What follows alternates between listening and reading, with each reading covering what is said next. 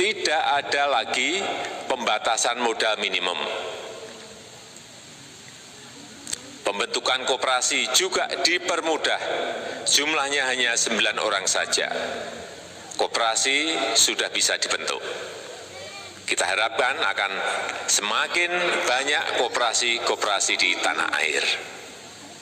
UMK, usaha mikro kecil yang bergerak di sektor makanan dan minuman, sertifikasi halalnya dibiayai pemerintah, artinya gratis.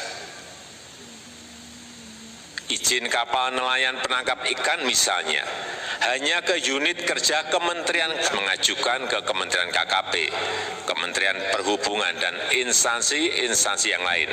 Sekarang ini cukup dari unit di Kementerian KKP saja.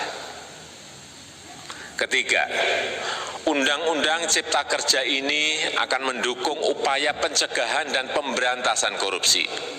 Ini jelas karena dengan menyederhanakan, dengan memotong, dengan mengintegrasikan ke dalam sistem perizinan secara elektronik, maka pungutan liar, pungli dapat dihilangkan. Namun, saya melihat adanya unjuk rasa penolakan Undang-Undang Cipta Kerja yang pada dasarnya dilatar belakangi oleh disinformasi mengenai substansi dari undang-undang ini dan hoax di media sosial.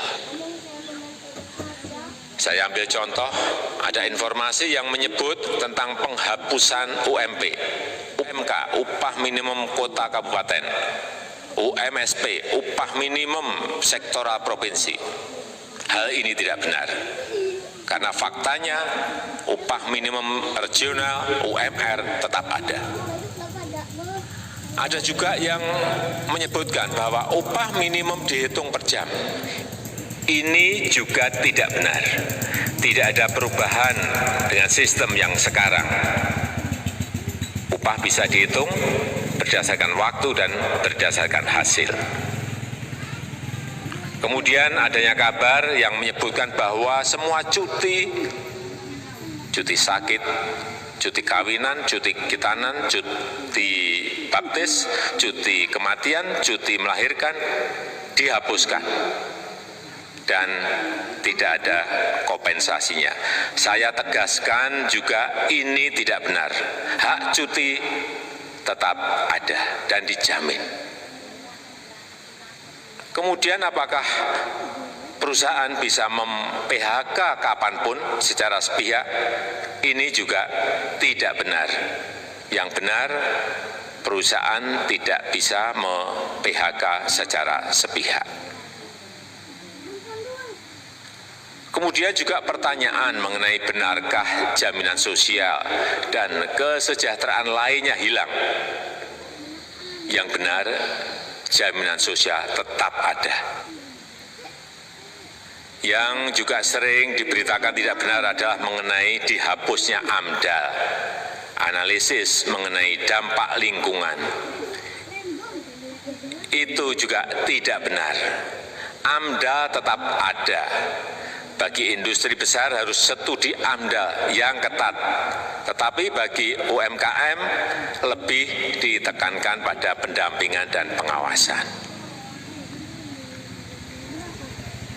Ada juga berita mengenai Undang-Undang Cipta Kerja ini mendorong komersialisasi pendidikan.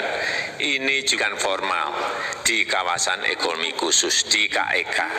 Sedangkan perizinan pendidikan tidak diatur di dalam Undang-Undang Cipta Kerja ini. Apalagi perizinan untuk pendidikan di pondok pesantren. Itu tidak diatur sama sekali dalam Undang-Undang Cipta Kerja ini. Dan aturannya yang selama ini ada tetap berlaku. Kemudian diberitakan bahwa keberadaan bank tanah. Bank tanah ini diperlukan untuk menjamin kepentingan umum, kepentingan sosial, kepentingan pembangunan nasional,